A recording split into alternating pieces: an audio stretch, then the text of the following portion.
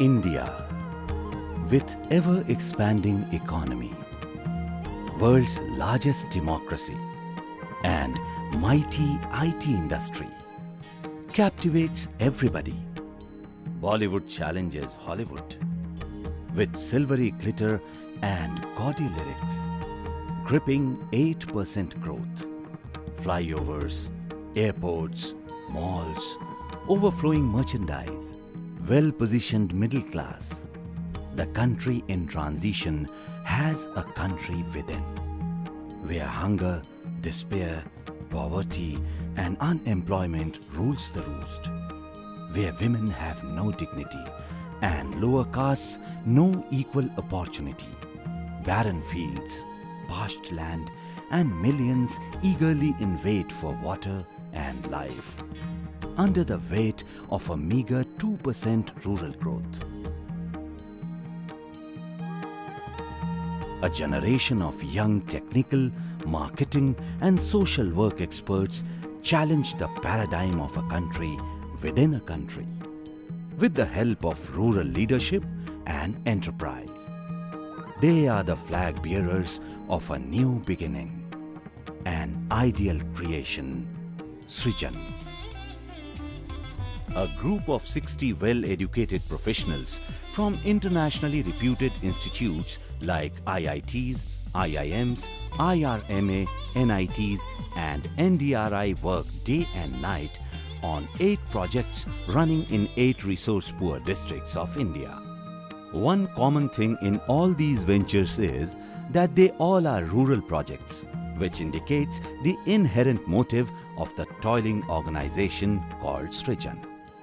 An organization which likes to call itself a civil society organization rather than an NGO or voluntary agency, has its own reason to choose very uncommon or rather unfashionable field of work.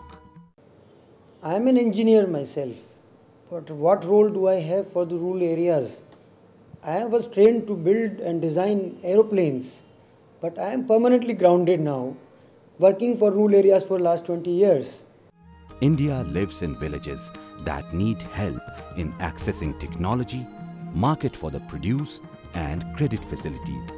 Srijan professionals try to facilitate these linkages. As a grassroots implementation and support agency, Srijan promotes strong community institutions to enhance poor people's ability to manage their natural resources and build their collective strength to negotiate better with market forces and claim their entitlement from government authorities. Even at the turn of 21st century, India is continuing to be a predominantly agriculture country. 700 million people continue to live in villages and depend for their livelihoods on agriculture. But agriculture continues to grow at a very slow pace, at less than 2% per year. Participatory irrigation management in command area villages of Samrat Ashok Sagar Dam, Vidisha is one of Srijan's important projects. In 2003, Srijan was invited by Madhya Pradesh government to participate in a pilot project of participatory irrigation management program. Srijan's role in this project was to mobilize the community to restore the defunct canal system and to revitalize water users associations. The task was a tough one. The canal was inadequately maintained, and the farmers were disillusioned with the entire irrigation process.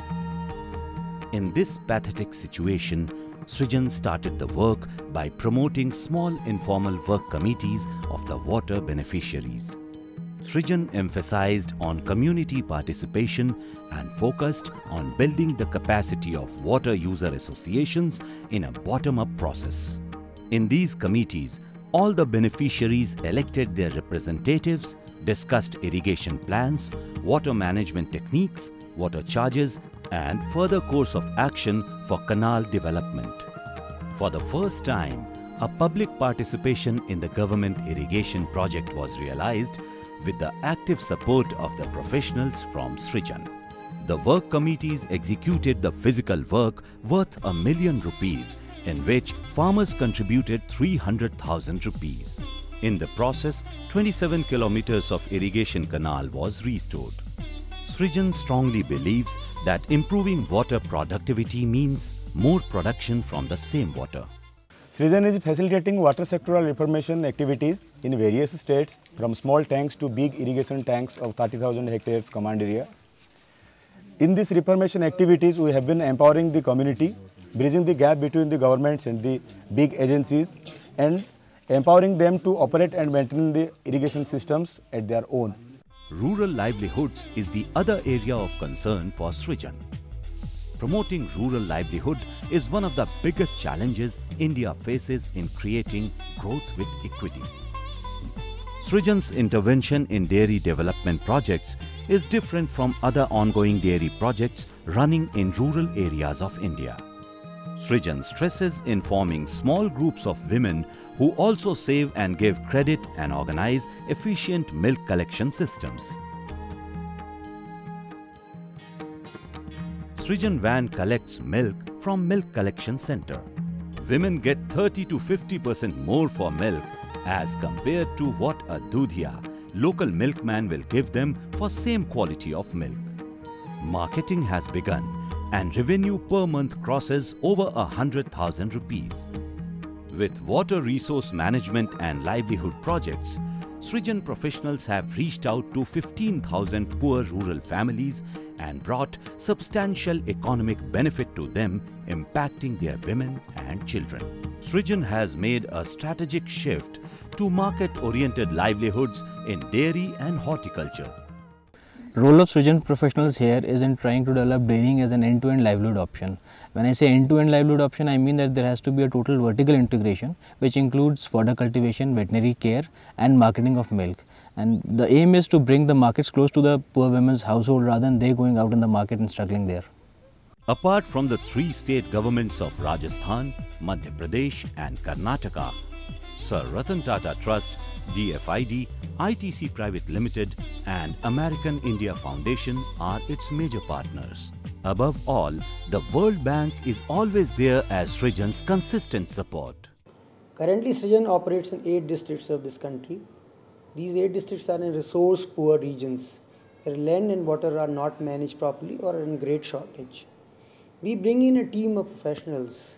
Each team, what we call, is a rainbow of skills.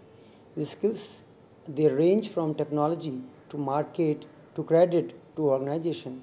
We have agriculture graduates, veterinary graduates, engineers and social workers. We need all of them to create a livelihood cluster, a cluster around a certain activity. It could be dairy, it could be horticulture, it could be any other livelihoods around which we can organize producers and take their produce to a market and have economies of scale so that the transaction costs are minimal. We wish to create at least 20 such livelihood clusters by year 2011 and reach 1 lakh poor families. We today have 60 such young professionals in different skills and disciplines.